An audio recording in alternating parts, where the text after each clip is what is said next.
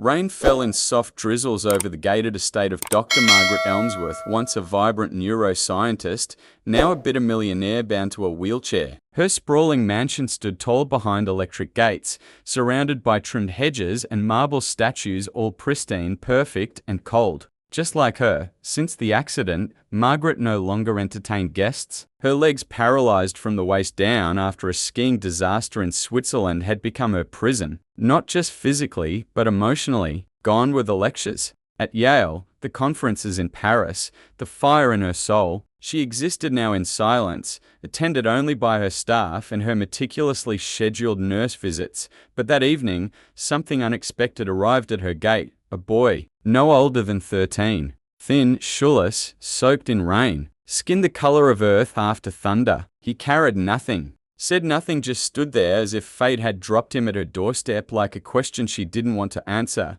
Rodney, the gatekeeper, tried to wave him off. "Kid, you got the wrong place. This ain't a soup kitchen." But the boy didn't budge. His gaze, unshakable, unapologetic. "I heard there's a woman here who needs healing," he said quietly. "I'll trade it for leftovers." Rodney laughed. "Healing? What are you, a preacher now?" The boy shook his head. "No, I just know how to see pain and fix it." Inside, Margaret, sipping cold chamomile tea, caught the voices through the intercom. She pressed the security feed. A black boy, soaked and barefoot, talking about healing. She scoffed. "Another street magician? Send him away." But something in his eyes gave her pause. Not pity, not delusion, but presence, like someone who had seen too much of life far too early. "Let him in." "5 minutes," she said coldly. Rodney hesitated but obeyed. The boy entered through the wide marble foyer, dripping onto her Persian rug. Margaret sat, arms folded, in her motorized chair. Her eyes scanned him with surgical precision. "You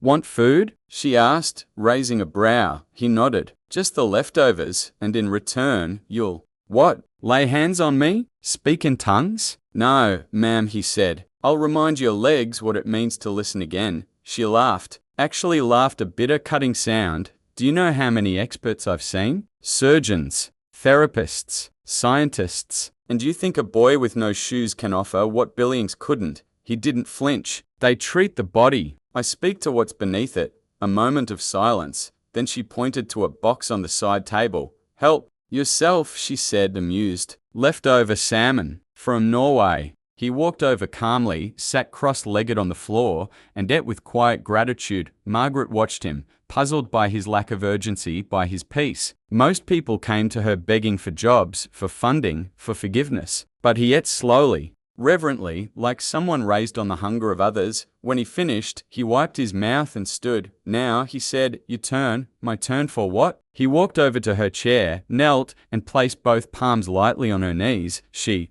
stiffened. "Don't you?" But she stopped. His hands were warm, not hot, not divine, just warm, human, present, and something in her chest shifted. Not her legs, they remained still, but her breath caught, her eyes blurred. Then he whispered something, a single sentence. She didn't repeat it. She couldn't, because it was something. Only she knew, a phrase her mother had said on her deathbed. Words Margaret had never spoken aloud, not even to her therapists. "How?" He looked up gently. "Your legs are waiting on you to forgive yourself." She felt it then. Not a miracle, but a memory. Her mother's voice. The ski slope. The regret. The choices. The guilt she buried in her muscles and nerves. She gasped, not because she could move, she couldn't, but for the first time in years. She wanted to. The boy stood, ready to leave. "Who are you?" she whispered. He smiled. "Just someone who used to be broken too." And just like that, he walked back into the rain. The next morning, Margaret awoke before sunrise, something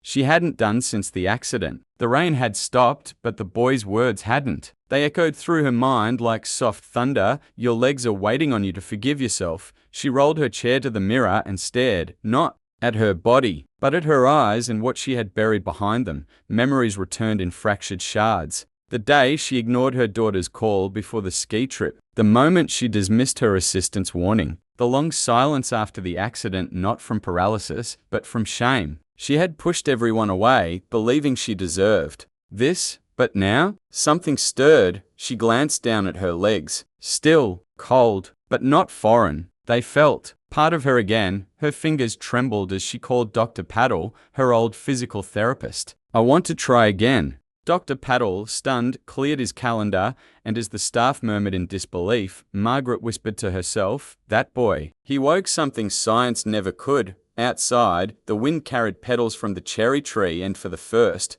time in years, Margaret let one land softly on her lap. His name was Zeke, 12 years old. Slender build, dark skin that gleamed like polished mahogany in the sun, eyes too ancient for his age. He had come from nowhere, but now people couldn't stop talking about him. The boy who walked through gated walls, the boy who smiled like he knew secrets older than time. No file, no records, no parent ever claimed him, and yet he was always where he needed to be.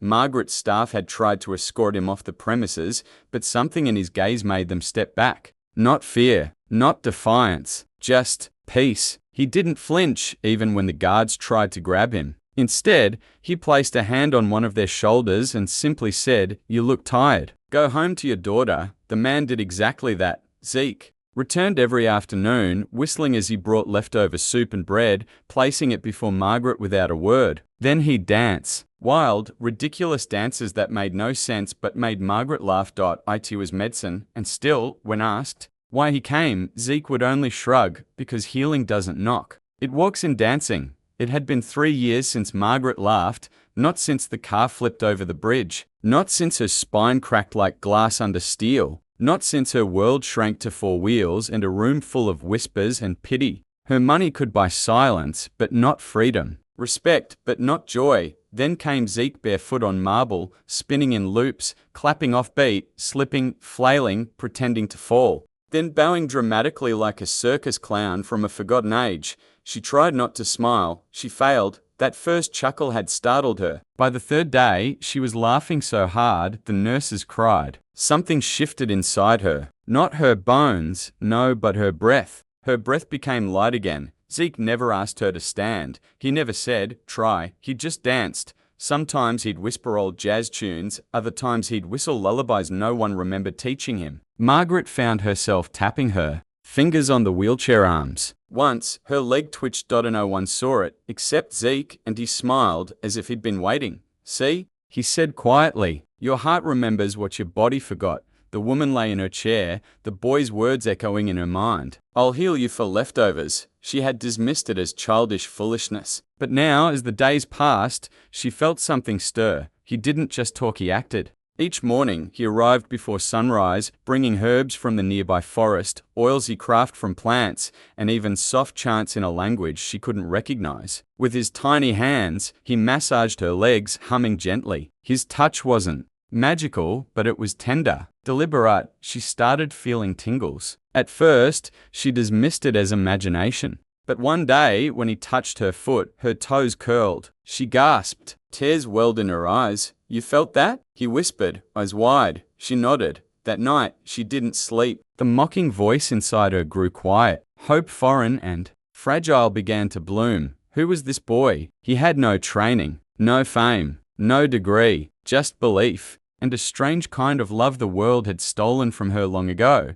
And now, the millionaire who once mocked him started to believe. She didn't know what would happen next, but something inside her had already begun to change. She watched the boy from her wheelchair as he prepared his strange ointments near the fireplace. There was something ancient in the way he moved, like he wasn't just copying what he'd seen, but remembering something deeper. One evening, she finally asked, "Where did you learn all this?" He paused, eyes fixed on the flickering flame. "My grandma. She healed people in our village, not with medicine, with spirit." She said, "Pain lives in the body, but healing starts in the soul." The woman blinked. No one had ever spoken to her that way, not the doctors, not the therapists, not the billion-dollar specialists. "She told me every person got a wound the world can't see," he added, "and it takes more than medicine to fix that." She stared at him, this boy with nothing, carrying the legacy of a healer, unshaken by status or wealth, and suddenly she understood. He wasn't here for food.